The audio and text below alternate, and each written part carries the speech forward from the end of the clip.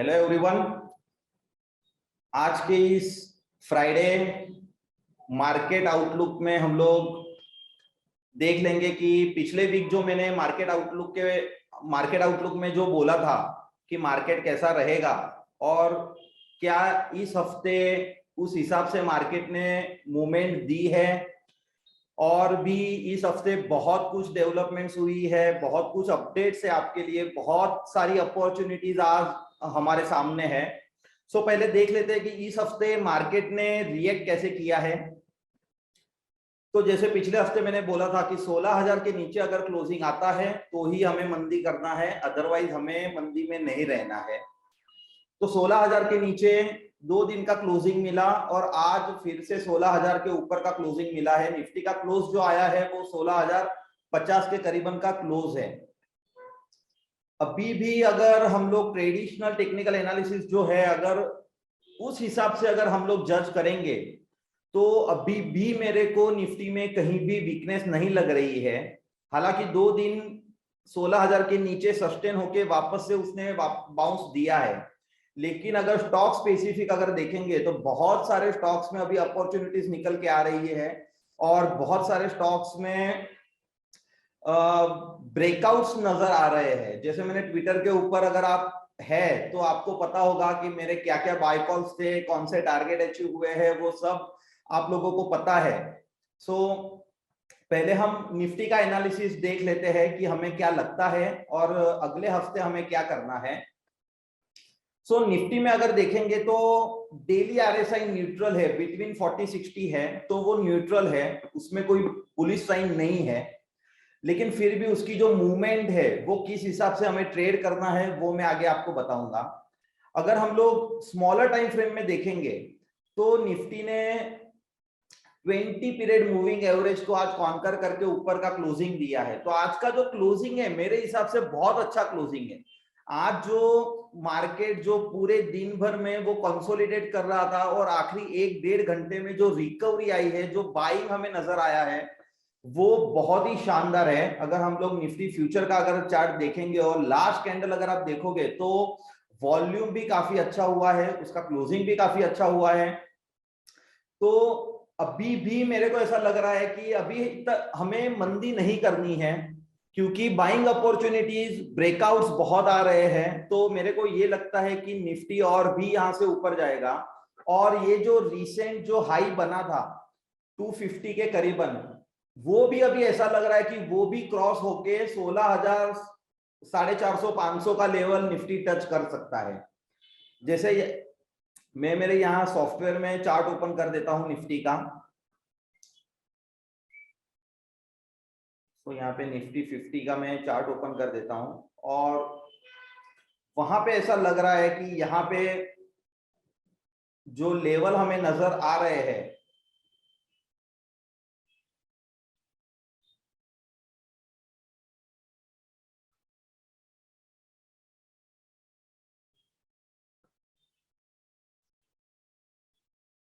तो जैसे ये लेवल अगर क्रॉस होता है तो निफ्टी ऊपर जाके यहाँ पे रुकेगा और ये जो लेवल है वो है 470 470 500 के आसपास। सो मेरे को ऐसा लगता है कि निफ्टी में अभी हमें बाय करना है, स्टॉक्स में हमें बाइंग में रहना है। और स्टॉक्स कौन कौन से हैं वो मैं आगे आपको बताने वाला हूं, लेकिन निफ्टी में अभी भी शॉर्ट नहीं करना है। अभी शॉर्ट करना है तो अब जो नेक्स्ट वीक के जो लिए जो लेवल नजर आ रहे हैं वो है 15,850 के नीचे। अगर 15,850 के नीचे अगर निफ्टी आता है तो हम लोग वापस से शॉर्टिंग देखेंगे, लेकिन तब तक हमें और भी वापस से लॉन्ग में ही रहना है, अभी शॉर्टिंग नहीं करना है।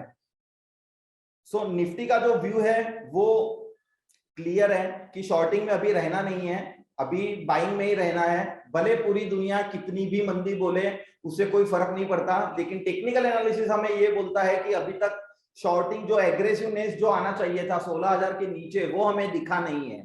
सो वो जो वीकनेस थी वो हमें दिखा नहीं है, क्योंकि अगर आप 75 मिनट्स मतलब स्मॉलर टाइम फ्रेम में भी अगर आरएसआई देखोगे तो वो भी 40 के नीचे सस्टेन नहीं कर रहा है। तो बिल्कुल भी बेरिश मोड में नहीं है मार्केट हो सकता है थोड़ा साइडवेज हो, लेकिन मेरे को ऐसा लगता है कि मार्केट यहां से वापस से ऊपर जाने की प्रोबेबिलिटीज ज्यादा है। तो शॉर्टिंग हम तभी करेंगे 15,850 के नीचे, अदरवाइज जो यहाँ पे जो दिख रहा है वो ऐसा लग रहा है कि 450-500 का लेवल यहाँ पे निफ्टी टच करेगा। अब हम लोग बैंक निफ्टी में देख लेते हैं कि बैंक निफ्टी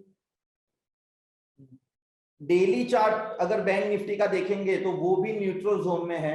आरएसआई जो है बिटवीन 40-60 है, उसकी जो प्राइस जो है वो 20 पीरियड मूविंग एवरेज के ऊपर सस्टेन है।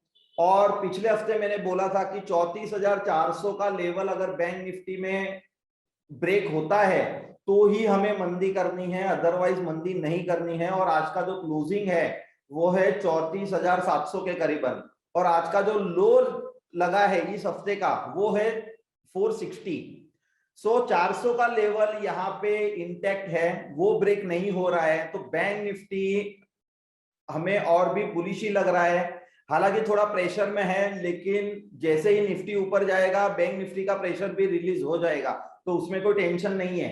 सो बैंक निफ्टी में अगर स्मॉलर टाइम फ्रेम अगर देखेंगे हम लोग, तो मैं यहाँ पे 15 मिनट्स का चार्ट ओपन कर लेता हूं। तो 15 मिनट्स में यहाँ पे एक चैनल ड्रॉ हो रही है,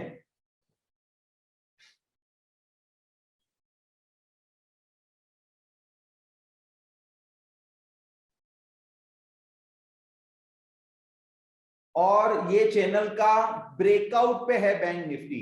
अगर ये ब्रेकआउट आ जाता है तो आपको पता है कि चैनल के ब्रेकआउट के बाद क्या उसका रिएक्शन आता है। जैसे मैंने यहाँ पे ट्विटर में टाटा मोटर्स में यहाँ पे चैनल ब्रेकआउट बोला था, कल ही बोला था, 15 मिनट का चार्ट है, चैनल ब्रेकआउट आया 429 430 के आसपास, और आज का हाई 442।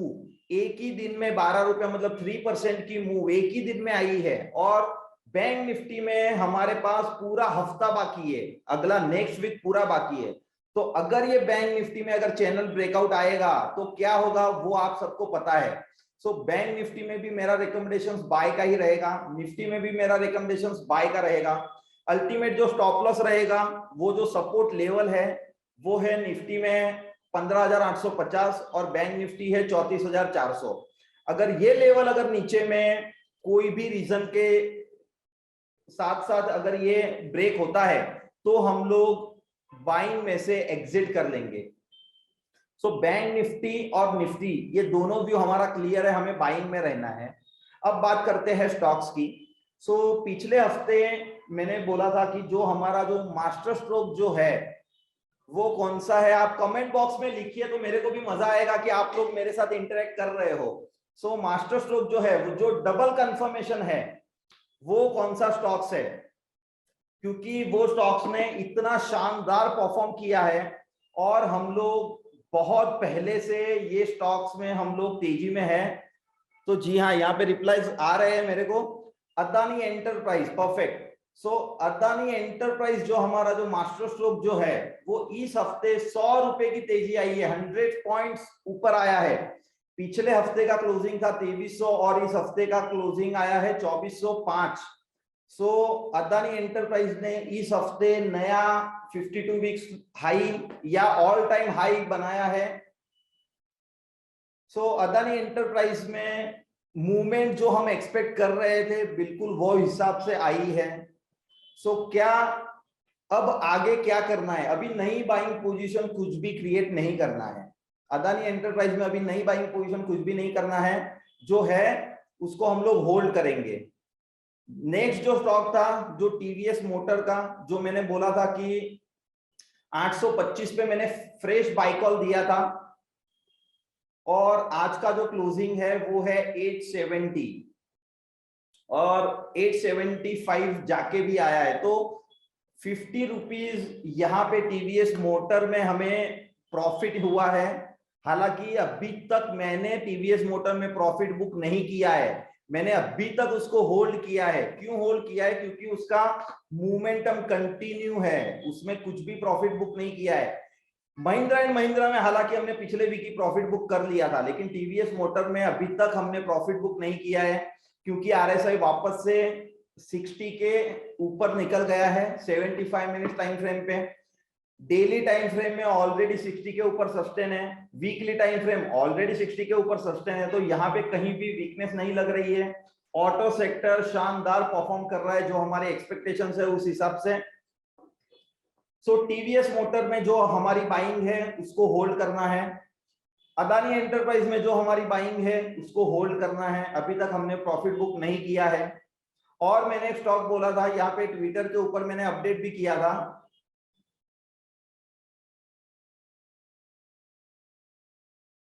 टाटा मोटर्स का। टाटा मोटर्स का हमने बाय कॉल भी दिया था 430 के आसपास। तो टाटा मोटर्स, मैंने पिछले हफ्ते भी टाटा मोटर्स का जिक्र किया था, और इस हफ्ते 441 440 के आसपास का उसका क्लोजिंग है, 440। यस। सो टाटा मोटर्स में हमें अभी भी होल्ड करना है। प्रॉफिट बुकिंग मैं एडवाइस नहीं करता हूं, सिर्फ स्टॉप लॉस को ट्रेल करो। अभी जो रिसेंट जो हमारा स्टॉप लॉस जो रहेगा वो रहेगा 421 का, जो मैंने ट्विटर के ऊपर अपडेट भी किया है। उसकी जो डेली आरएसआई है वापस से 60 के ऊपर ऑलरेडी आ चुकी है, तो आरएसआई जो है वो है 61।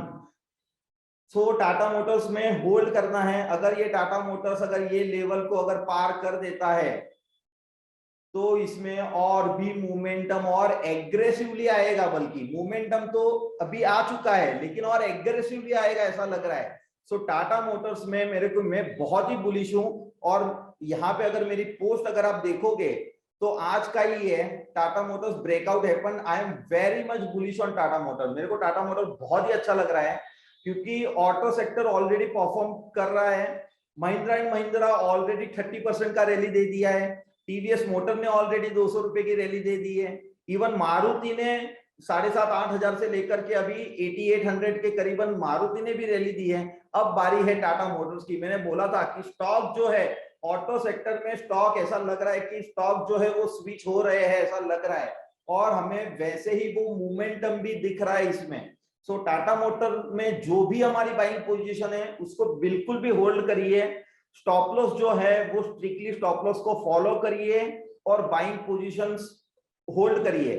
ऐसा नहीं है कि हमें 2 रुपया मिला, 5 रुपया मिला, 10 रुपया मिला, हम लोग प्रॉफिट लेके निकल जाएंगे, नहीं। रिटेलर्स क्या करते हैं, लॉस में खड़े रहते हैं और प्रॉफिट जैसे ही मिलता है वैसे बुक करके निकल लेते हैं। लेकिन जो सच में जो प्रो ट्रेडर है या टेक्निकल एनालिसिस के ऊपर जो ट्रेड करता है वो प्रॉफिट में खड़ा रहता है, बल्कि पिरामिडिंग करता है, पोजीशन साइजिंग करते हैं। सो टाटा मोटर्स में होल्ड रहेगा। ओवरऑल अगर सेक्टर की अगर बात करेंगे तो जैसे में एफएमसीजी और ऑटो, जैसे 2 महीने से हम लोग बोल रहे हैं कि ये दोनों सेक्टर परफॉर्मिंग है, और अगर आप देखोगे तो शानदार परफॉर्म एफएमसीजी सेक्टर ने भी बहुत अच्छा परफॉर्म दिया है। मैं यहाँ पे एफएमसीजी सेक्टर का इंडेक्स निकाल लेता हूं। अगर वो देखेंगे तो कॉन्स्टेंटली वीक बाय वीक ये कॉन्स्टेंटली ऊपर जा रहा है, और अभी ये हर्डल्स के करीबन है। अगर ये हर्डल्स अगर क्रॉस होगा तो उसमें और भी मोमेंटम बनेगा, और उसकी जो लेवल है वो है 42,000 के करीबन, और अभी ये 41,500। तो और 500 पॉइंट्स दूर है उसका हर्डल जो है, वो 500 पॉइंट्स अभी भी दूर है। लेकिन फिर भी अभी भी उसका जो चार्ट है वो बहुत स्ट्रॉन्ग लग रहा है। फॉर एग्जांपल हिंदुस्तान यूनिलीवर वो भी स्ट्रॉन्ग है, आईटीसी वो भी स्ट्रॉन्ग है।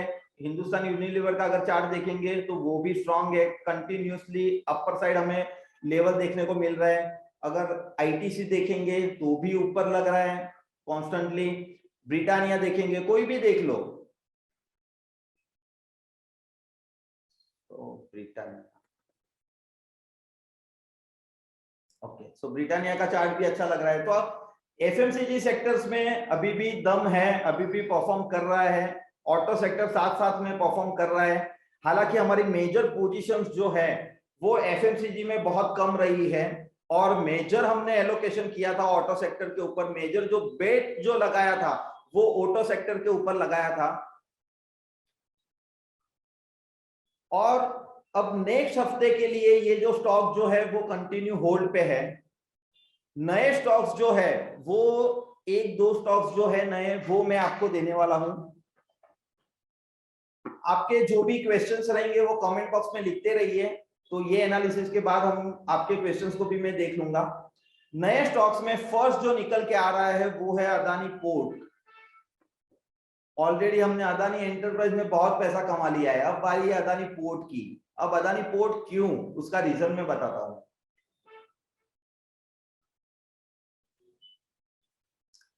यहां पे अगर इलियट वेव देखेंगे, यहाँ पे इलियट वेव ओपन कर लेता हूं। सो यहाँ पे थर्ड वेव ऑलरेडी बन चुकी है, फोर्थ वेव का जो करेक्शन आना था वो भी आ चुका है, और फिफ्थ वेव में अभी जाने की तैयारी में है। सो इलियट वेव के हिसाब से, जैसे अदानी एंटरप्राइज में मैंने आपको समझाया था कि इलियट वेव के हिसाब से बहुत ही अच्छा यहाँ पे मौका है, और वो जो लेवल था वो था 2160, 2160 के ऊपर हमने इलियट वेव के हिसाब से अदानी एंटरप्राइज में हमने एंट्री ली थी, और इस हिसाब से अदानी पोर्ट में भी इलियट वेव के हिसाब से यहाँ के फोर्थ वेव में जो करेक्शन आना चाहिए था, एबीसी करेक्शन भी आ चुका है।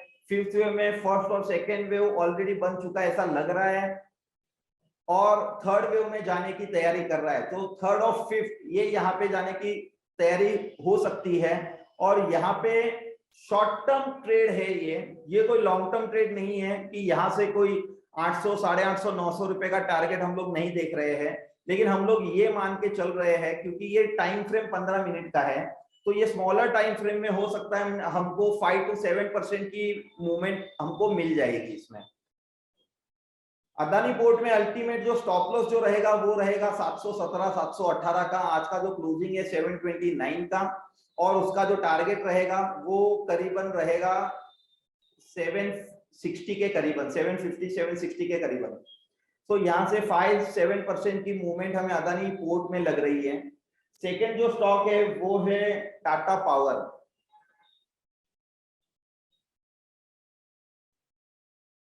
तो टाटा पावर में मैं यहाँ पे ओपन कर लेता हूं।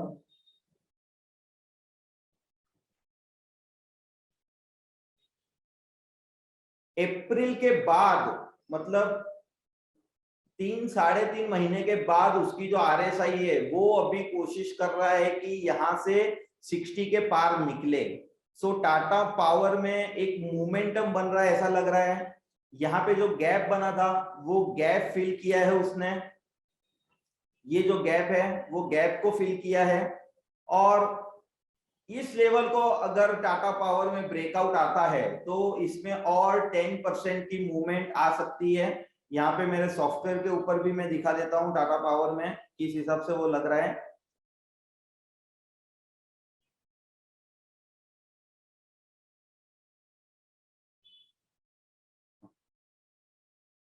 सो टाटा पावर में ये जो सॉफ्टवेयर है उसका जो एक इंडिकेटर है, इलिप्स करके एक इंडिकेटर है, तो वो इलिप्स इंडिकेटर ये इंडिकेट करता है कि यहां से अगर ये प्राइस अगर कॉन्कर होगी तो ये थर्ड वेव में जाएगा, और अगर थर्ड वेव में अगर ये स्टॉक्स जा रहा है तो उसका मतलब है कि सीधा यहाँ पे उसका जो अपर जो रेजिस्टेंस है या अपर जो टारगेट है वो यहाँ पे है 245 का। तो यहाँ से 225 और 245, 20 रुपए का मतलब 10% की मूवमेंट, 10% की अपॉर्चुनिटीज हमें टाटा पावर में यहाँ पे नजर आ रही है। अगर हम लोग टाटा पावर में अगर डेली टाइम फ्रेम भी अगर देखेंगे तो डेली टाइम फ्रेम के ऊपर भी यहाँ पे ग्राफ जो है वो ऑलरेडी बुलिश हो चुका है, और यहाँ पे अल्टीमेट जो टारगेट है वो सेम है, 245 to 50 के करीबन का टारगेट है। सो टाटा पावर और अदानी पोर्ट ये दो स्टॉक्स हमने ऑलरेडी ऐड कर चुके हैं। नेक्स्ट जो स्टॉक है वो है Indian hotel.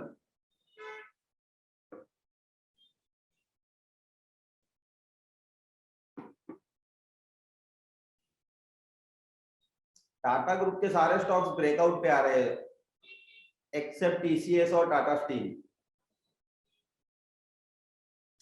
So Indian hotel में आरएसआई जो है वो ऑलरेडी 60 के ऊपर सस्टेन है, मोमेंटम में स्टॉक्स आ चुका है ऐसा लग रहा है। अगर स्मॉलर टाइम फ्रेम में देखेंगे तो भी उसकी आरएसआई जो है वो अबाउ 60 ऑलरेडी आ चुकी है। सो इंडियन होटल में हमें ध्यान रखना है 250 के करीबन ये स्टॉक है, और उसका जो अपर टारगेट है वो टारगेट बहुत ही बड़ा हमें नजर आ रहा है इंडियन होटल में। आपको दिखा देता हूं यहाँ पे,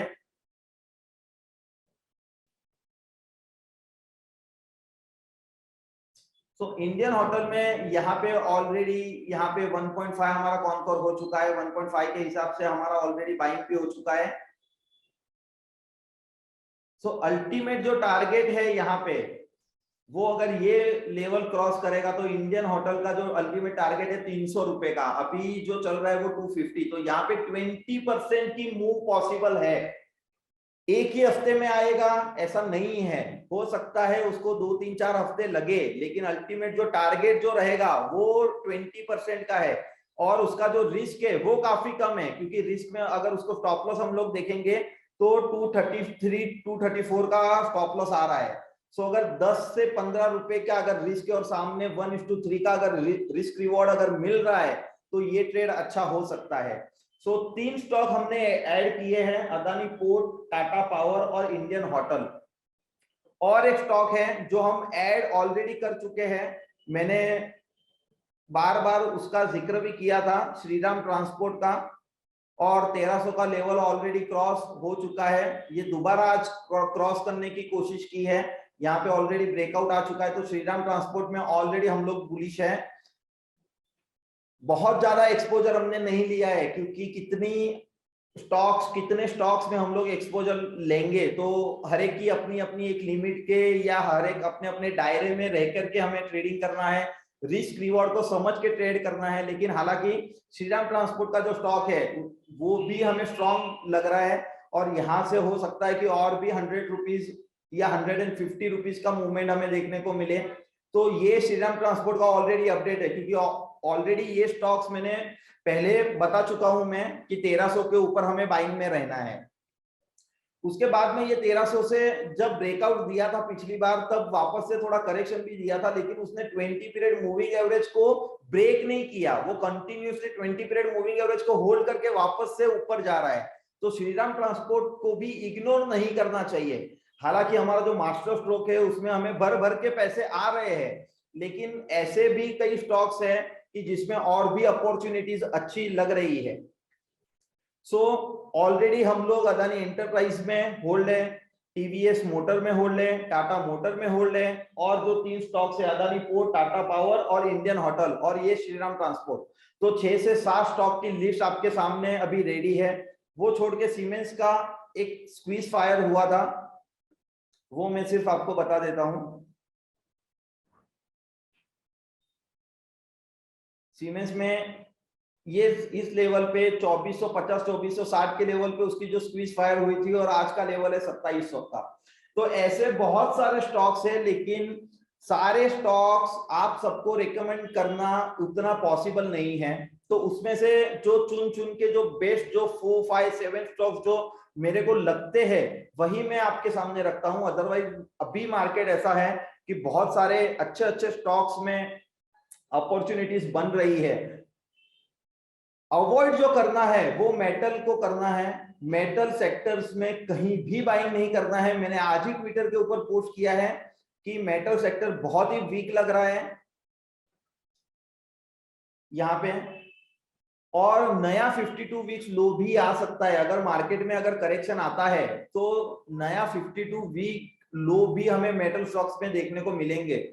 सो चाहे वो टाटा स्टील रहे, National Aluminium, Jindal steel, SAIL, Hindalco, VDL, कुछ भी रहे, हमें उसको अवॉइड करना है, कहीं भी बाइंग नहीं करना है।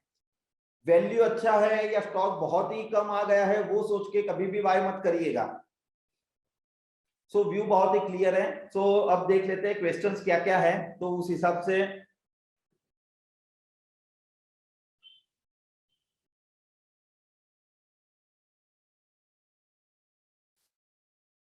as per your study I am holding Adani Enterprise since 2160, when should I book profit?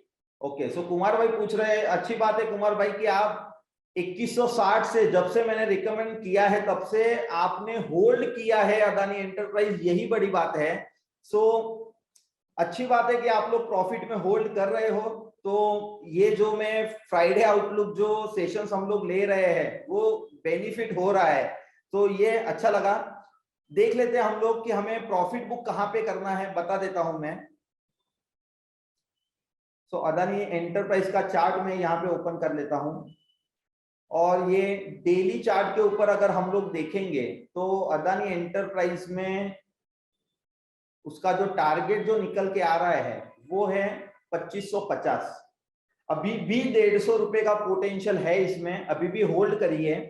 2550 के आसपास मैं भी प्रॉफिट बुक कर लूंगा, आप भी कर लेना, ठीक है। उसका अपडेट अभी देने की जरूरत नहीं है। अदानी एंटरप्राइज 2160 से 2550 मतलब ऑलमोस्ट 400 पॉइंट्स का आपको मूव इसमें मिल सकता है, तो अच्छा प्रॉफिट होगा। Thank you so much. Next question,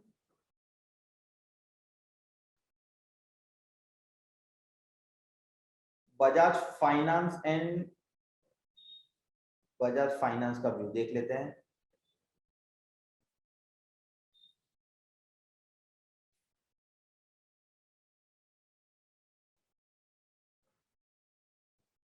सो यहाँ पे बजाज फाइनेंस वीकली चार्ट काफी नेगेटिव,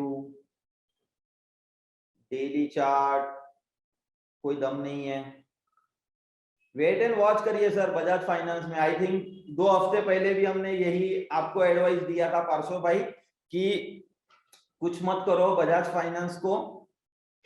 और सॉरी, ये स्टॉक है बजाज फिनसर्व का, बजाज फाइनेंस भी ओपन कर लेते हैं तो प्रोबेबली तो सेम ही रिजल्ट मिलेगा हमें।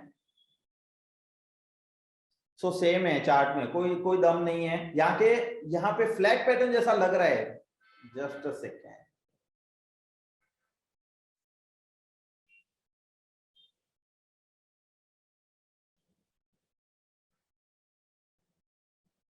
ओके। सो अगर ये लेवल अगर ब्रेक होता है, ये अभी फ्लैग पैटर्न जैसा है, ये अगर लेवल क्रॉस होता है तो आप बजाज फाइनेंस में बाय करिए, कोई दिक्कत नहीं है। और वो जो लेवल है वो है 5975 के करीबन।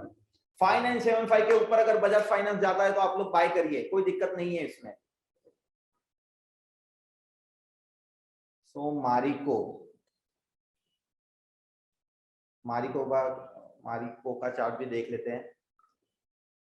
सो मारिको का जो चार्ट है वो बहुत ही जिगजैग चल रहा है, उसमें कोई क्लैरिटी नहीं लग रही है। आरएसआई भी कुछ इंडिकेट नहीं कर रहा है, ना तो चार्ट पैटर्न को इंडिकेट कर रहा है। और अगर आपको एफएमसीजी में करना ही है तो जो स्ट्रॉन्ग है उसमें आप ध्यान रखिए, क्योंकि इसमें मारिको में तो कुछ भी खास नहीं है। सो अवॉइड करिए, मारिको को अवॉइड करिए। LIC housing, yes, LIC housing का मैंने शॉर्ट कॉल भी दिया था। और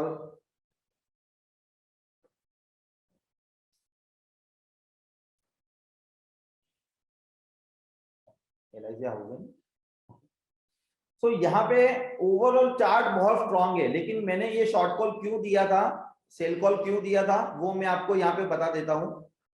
क्योंकि जैसे मैंने बोला था कि इसमें जो इंडिकेटर जो है, एक इलिप्स करके जो इंडिकेटर है, वो हमें अगर वो कॉन्कर होता है तो हमें समझ में आ जाता है कि यहाँ पे थर्ड वेव स्टार्ट हो गई है। तो यहाँ पे जो इंडिकेटर है वो वापस से मैं लगा के दिखा देता हूँ आपको। तो यहाँ पे परफेक्टली प्लॉट हो रही है। तो ये लेवल अगर कॉन्कर होता है तो ही उसका आगे का मोमेंटम बनेगा। अगर ये लेवल मतलब 365 के करीबन का जो लेवल है वो अगर कॉन्कर नहीं होता है तो यहाँ पे पॉसिबिलिटीज है कि वो वापस से रिवर्स आ जाए। तो 465 के ऊपर अगर निकलता है तो बाय कर लो, कोई दिक्कत नहीं है उसमें।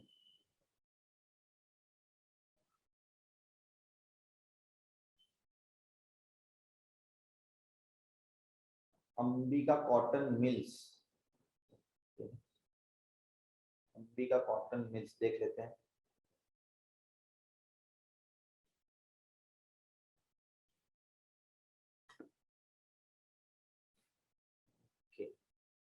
सो डेली चार्ट में कहीं भी स्ट्रेंथ नहीं लग रही है।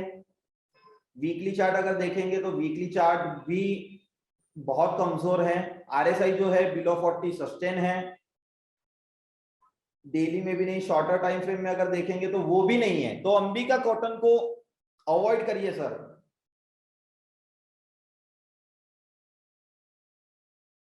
जेके टायर, निशित भाई पूछ रहे जेके टायर।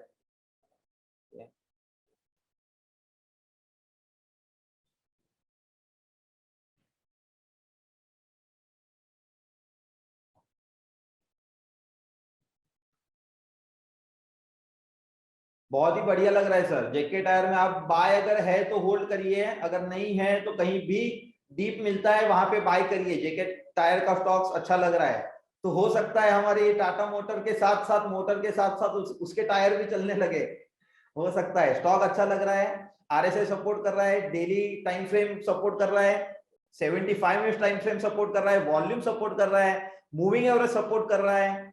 तो अच्छा है, कोई दिक्कत नहीं है, बाइंग में रही है उसमें। वेदांता, पार्श्व भाई वेदांता में कुछ मत करिए। मैंने अभी अभी बोला कि मेटल सेक्टर को अवॉइड करिए, कुछ भी मत करो,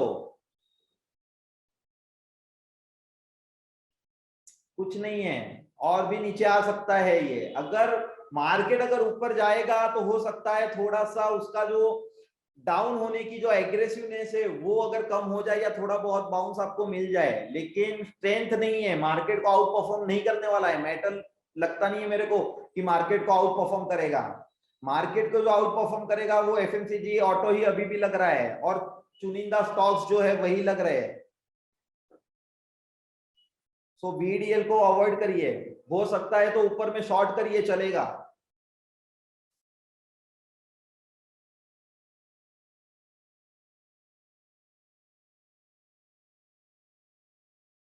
क्योंकि आज जो जितने भी सेक्टर है वो सारे सेक्टर में सबसे वीक जो है वो मेटल है। तो मेटल सेक्टर को तो हाथ ही नहीं लगाना है, जो भी करना है उसमें शॉर्ट साइड में करना है। अब बैंकिंग में जो मैंने एक्सिस बैंक और इंडसइंड बैंक जो बोला था कि उसमें अभी भी दम नहीं है, उसका एक बार रिव्यू ले लेते हैं। एक्सिस बैंक में अगर डेली देखेंगे तो यहाँ पे मैं चार्ट ओपन कर लेता हूँ एक्सिस बैंक का।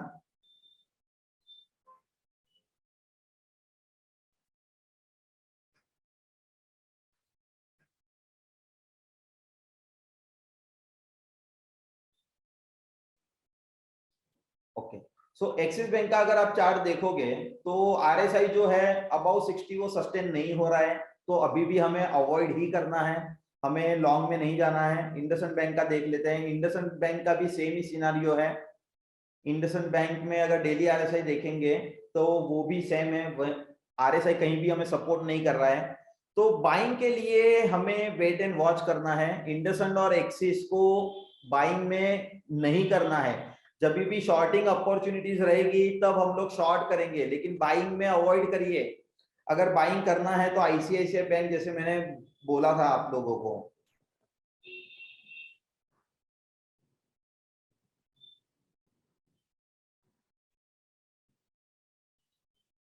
ओके, सो आईसीआईसीआई बैंक का अगर चार्ट देखोगे तो अभी भी उसकी आरएसआई अबाउ 60 सस्टेन है।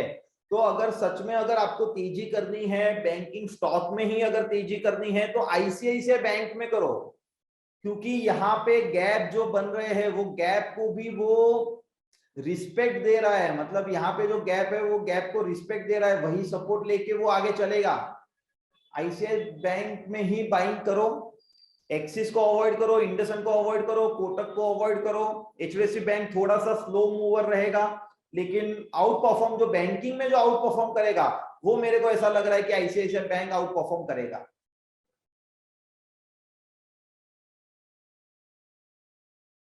मोरपेन लैब, परिन भाई का क्वेश्चन है, देख लेते हैं।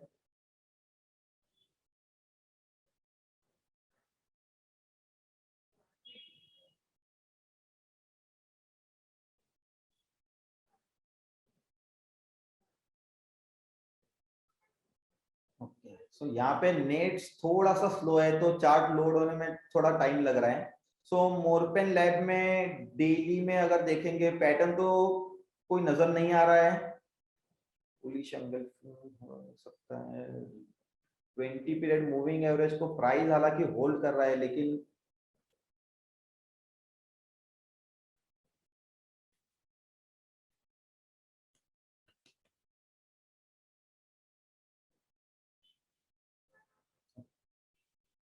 सो ये स्टॉक्स में ओवरऑल ऐसा लग रहा है कि वॉल्यूम में दिक्कत है, ये स्टॉक्स की जो मूवमेंट है वॉल्यूम में दिक्कत है, तो ऐसे स्टॉक्स में अवॉइड करिए, मत करो ट्रेड जिसमें लिक्विडिटी नहीं है, या जब लिक्विडिटी आती है तो ऑलरेडी स्टॉक 10-20% चला जाता है दूर, तो वैसे स्टॉक्स में मैं अवॉइड करूंगा। जिलिट इंडिया देख लेते हैं।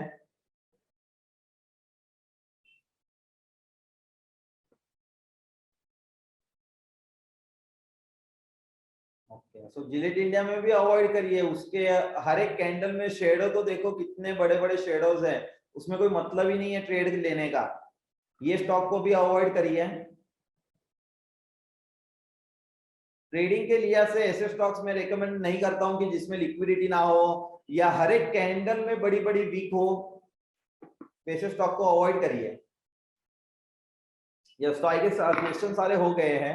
सो नेक्स्ट वीक के लिए हम लोग बहुत ही क्लियर है, ओवरऑल अभी भी हमें बुलिश ही रहना है, बाइंग में ही रहना है। 850 के नीचे 15,850 और 34,400 ये लेवल को याद रखना, ये लेवल को ध्यान में रखना। अगर ये लेवल अगर ब्रेक होता है तो हम लोग एग्जिट कर लेंगे, अदरवाइज जो हमारे जो टॉपिक्स जो है 7-8 स्टॉक जो टॉपिक्स में है उसी में ट्रेड करो, उसी में अभी भी मौका है पैसा बनाने का, उसी में ट्रेड करके हम लोग पैसा बनाएंगे।